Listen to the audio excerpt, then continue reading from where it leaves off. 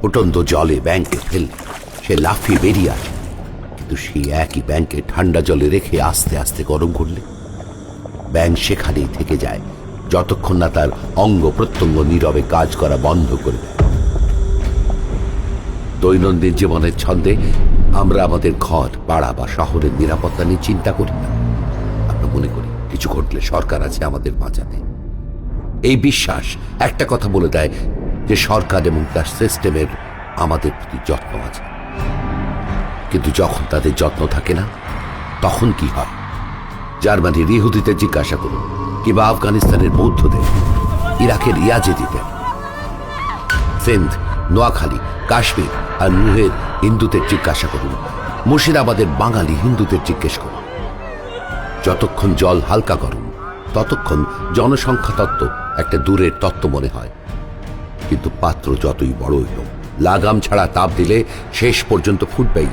তখন সেই একই আদালত, পুলিশ আর সেনা বিপদ হয়ে দাঁড়ায়। আচমকা এক সময় জনসংখ্যার এই পরিবর্তনই ভবিষ্যতের দিশা ঠিক করে দেয়।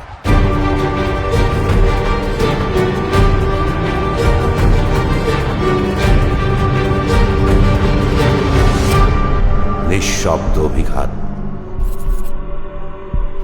পর্ব ৩, জনবিন্যাসী হল ভবিষ্যৎ।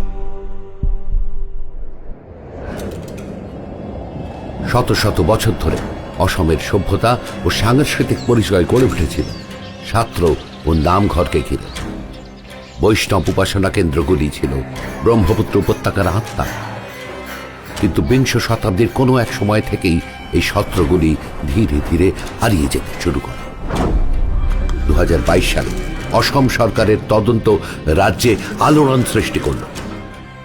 The interim report noted that around 1889 hectares of Sotro land has been encroached upon by illegal migrant people from East Bengal.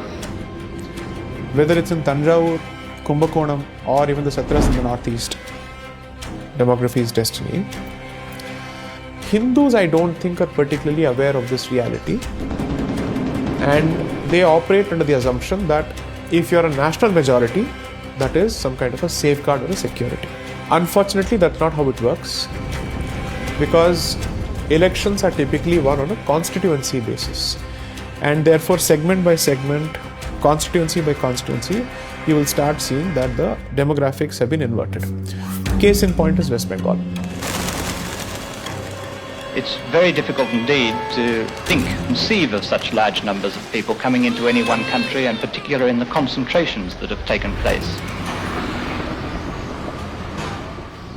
1950-এর দশকে পশ্চিমবঙ্গের দুপাশেই সংখ্যালঘুদের সমান অনুপাত ছিল। পশ্চিমবঙ্গে প্রতি 10 জনে 2 মুসলমান, পূর্ব পাকিস্তানে প্রতি 10-এ 2 হিন্দু। 70 বছর পর বাংলাদেশে হিন্দুরা 64% কমে গিয়েছে।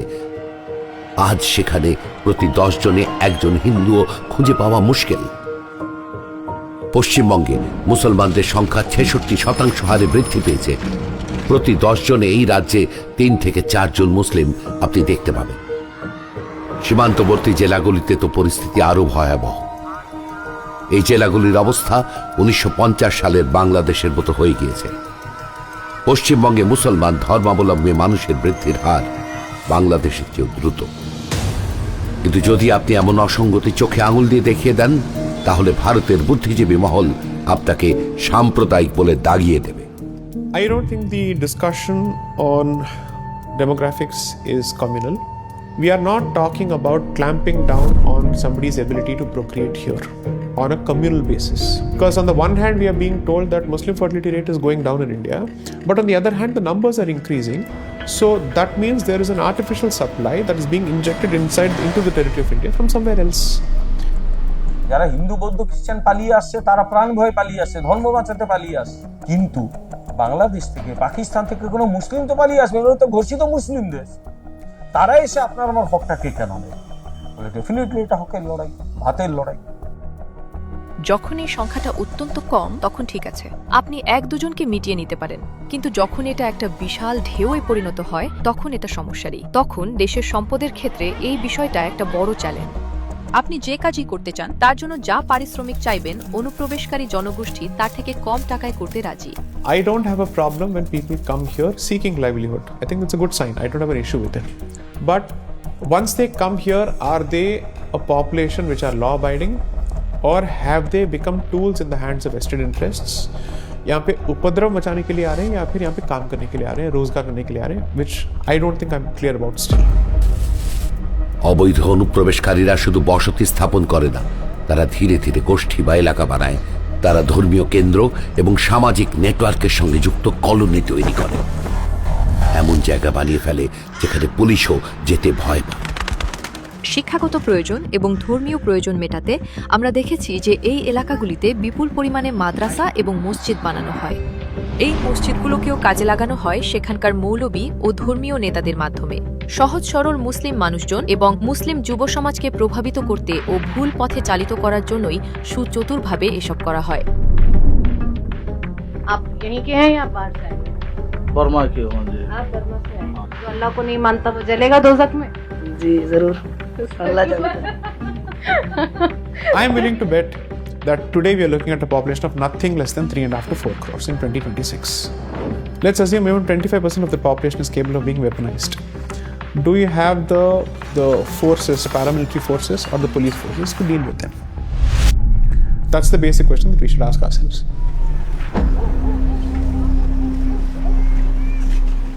গণহত্যা, দেশভাগ এবং নিপীড়ন কখনো রাতারাতি হয় না। এই জল দশকের পর দশক ধরে গরম হয়, কিন্তু যতক্ষণ না জল ফুটে গরম হচ্ছে তার আগে পর্যন্ত ব্যাংকদের সতর্ক করলে তারা এটাকে ভয়ে ছড়ানো বলে। The elites of Calcutta or Bengal refuse to accept the massacres and genocides that their own ancestors have suffered in just about 125 years. They should simply read up on the history of the riots between 1900 and 1907. There was something called as Lal Ishtihar that was issued, basically saying this is the price at which Hindu widows will be purchased. That's been the history of so-called Bhaichara in West Bengal or undivided Bengal. And उसका भी live example and simulation आपके बगल में चल रहा है. How long do you think you have before you go through the same experience as Deepu Chandra Das? It's for the Bengalis to decide.